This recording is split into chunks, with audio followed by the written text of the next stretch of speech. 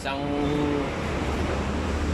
isang mabilisang ano lang po, isang mabilisang technique lang. So ito pong hawak natin ay ito po yung pinaka bearing ng shock mountain ng ating shock absorber. So marami po kasing naggagawa na basta na lang po i-install ng bagong shock.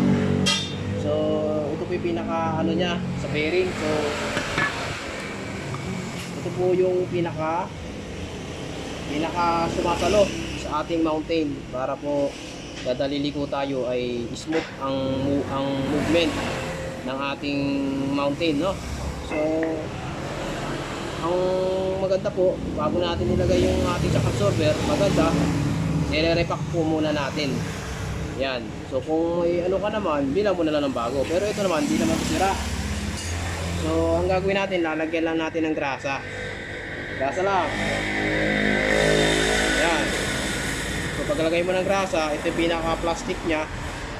So ayan yung pinaka-bearing niya eh. Plastic type siya, plastic. So ilalagay lang natin yan. Ganyan lang.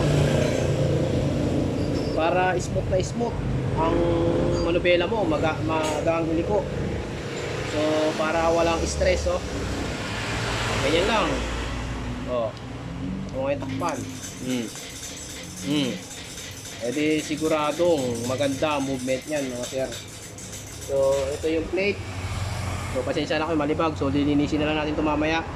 So ganyan kasi yan, mga sir. Yan, ganyan yan. Tapos ito yung ating mountain. So nakaganyan yan. Diba? Para walang friction. Mas maganda, lagyan mo na rin ng kunting grasa rito. Talagang sure ball na walang friction. Wala naman masamang lagyan ng grasa yan. Kunti lang. So yun lang. Kasi kataliko natin, mga sir, ito po yung nag-move. Tsaka po sumasabay po yan sa gulong. Kasi ito naka-tornilyo lang to sa ating chassis. So ito lang talaga nag-move dyan. Kaya maganda, nalulubricate po yan para smooth. Yun lang. Sana nakatulong. Alright.